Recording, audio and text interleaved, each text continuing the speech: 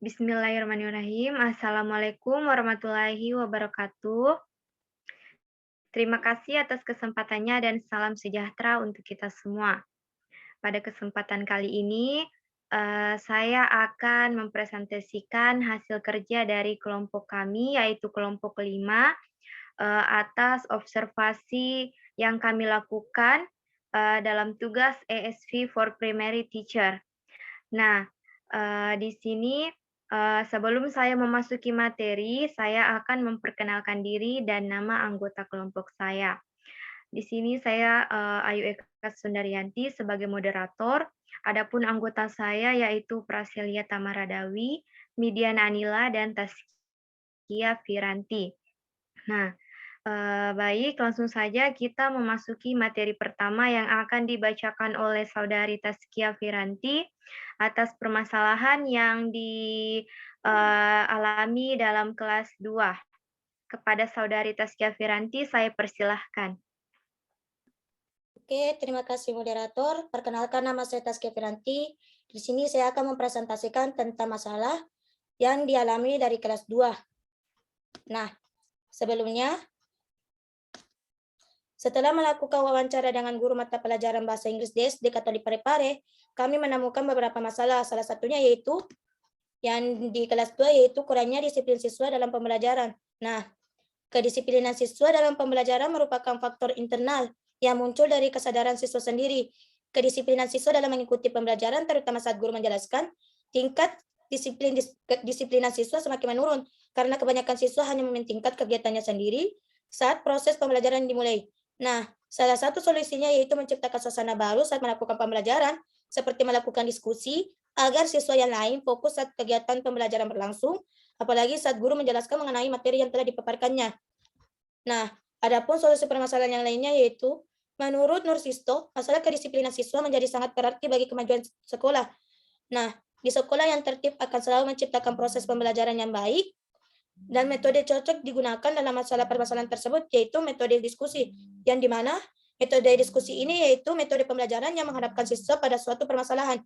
Adapun tujuan metode ini yaitu untuk memecahkan suatu permasalahan, menjawab pertanyaan, menambah dan memahami pengetahuan siswa, serta untuk membuat suatu keputusan yang menurut dari Killen 1998. Oleh karena itu, diskusi bukanlah debat yang bersifat mengadu argumentasi, dan diskusi ini lebih bersifat bertukar pengalaman untuk menentukan keputusan tertentu secara bersama-sama. Kembalikan kepada moderator. Baik, terima kasih kepada Saudari Taskia Firanti. Selanjutnya saya persilahkan kepada Saudari Midian Anila untuk menjelaskan permasalahan yang ada di dalam kelas 3. Kepada Saudari Midian Anila, saya persilahkan. Thank you to moderator.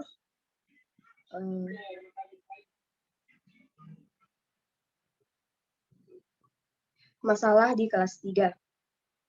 Kurangnya kemampuan siswa dalam berbicara bahasa Inggris.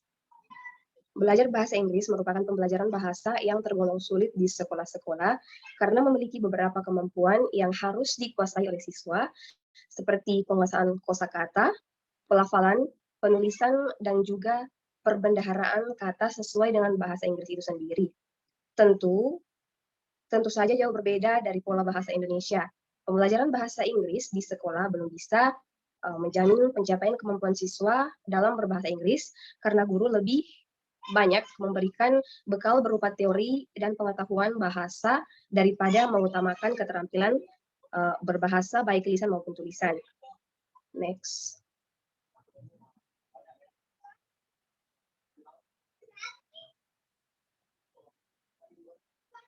Nah, adapun solusi permasalahannya yaitu solusi yang akan diberikan dalam rangka mengatasi masalah rendahnya kemampuan siswa belajar bahasa Inggris melalui PKM mengadakan pelatihan berupa pengajaran tentang metode belajar bahasa Inggris dengan mudah sehingga siswa termotivasi belajar dan mau belajar bahasa Inggris. Dalam pelatihannya menyajikan materi tentang cara mengatasi kesulitan-kesulitan dalam belajar bahasa Inggris. 3 elemen bahasa yang berperan penting dalam mendukung keempat keterampilan tersebut, yaitu pelafalan, vokabulari atau kosakata, dan grammar atau struktur bahasa.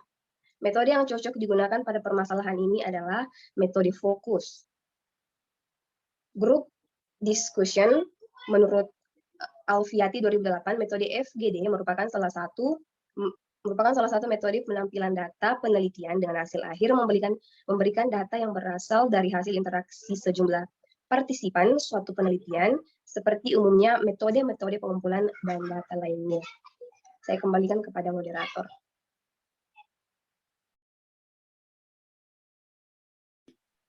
Tapi moderator speaker, Kak. Oke, makasih Midian atas penjelasannya. Selanjutnya saya persilahkan kepada Saudari Prasilya Tamara yang akan menjelaskan permasalahan pada kelas 4. Baik, terima kasih atas kesempatan yang diberikan. Saya akan menjelaskan mengenai masalah yang terdapat di kelas 4, yaitu kurangnya minat belajar terhadap siswa. Kurangnya minat belajar pada siswa apabila materi dan bahan ajar yang dipelajari tidak sesuai dengan minat siswa. Siswa tidak akan belajar dengan sebaik-baiknya karena tidak ada daya tarik baginya. Next.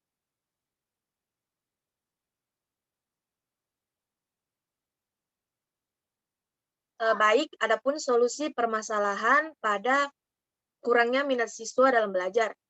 Untuk meningkatkan minat belajar siswa, yaitu menciptakan suasana pembelajaran yang menyenangkan dalam belajar. Salah satu metode yang digunakan untuk meningkatkan minat belajar siswa, yaitu dengan menggunakan metode make a match, di mana siswa akan merasakan kegembiraan dalam belajar, menghilangkan kejenuhan, sekaligus belajar, berbagi, dan bekerja sama dengan orang lain.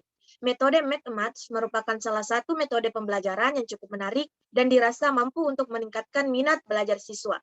Trianto atau 2010 halaman 3 menyatakan pendapatnya mengenai manfaat dari menerapkan model make a match, yaitu mampu menciptakan suasana belajar aktif dan menyenangkan.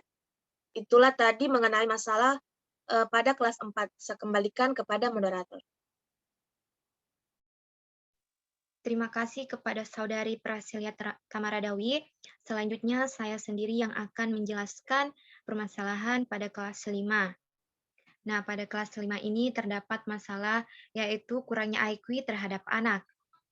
Guru dapat memberikan kunci jawaban yang benar, misalnya ketika siswa telah menyelesaikan suatu tugas. Dari sini siswa dapat mengetahui sejauh mana kemampuan dia dalam menyelesaikan tugas dengan melihat jawaban yang benar dan salah.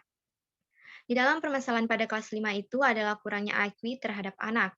Dapat kita ketahui pengertian dari IQ itu sendiri merupakan kemampuan seseorang untuk menalar, memecahkan masalah, belajar, dan memahami gagasan, berpikir, dan merencanakan sesuatu.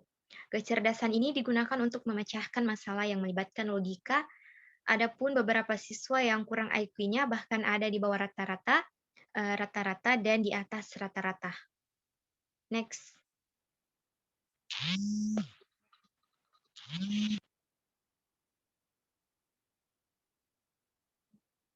Adapun solusi permasalahan dalam kurangnya IQ terhadap anak, yaitu dapat meningkatkan IQ anak tidak hanya meningkatkan kecerdasan saja di dalam intelektual, tetapi secara optimal, pola asuh yang tepat juga penting untuk membangun ikatan emosional antara anak dan orang tuanya. Selain itu, cara dan perilaku orang tua terhadap anak juga berpengaruh terhadap tingkat atau perkembangan IQ anak. Metode yang cocok digunakan adalah metode konvensional. Menurut Ahmadi dalam Widiantari 2012-24, model pembelajaran konvensional menyandarkan pada hafalan belaka. Penyampaian informasi lebih banyak dilakukan oleh guru, siswa secara pasif menerima informasi.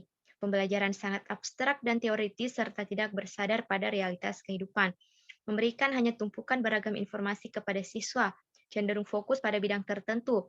Waktu belajar siswa sebagian besar digunakan untuk mengerjakan tugas, mendengar ceramah guru, dan mengisi latihan kerja individual. Nah, itulah tadi penjelasan dari kelompok kami. Lebih dan kurangnya mohon dimaafkan. Terima kasih. Wassalamualaikum warahmatullahi wabarakatuh.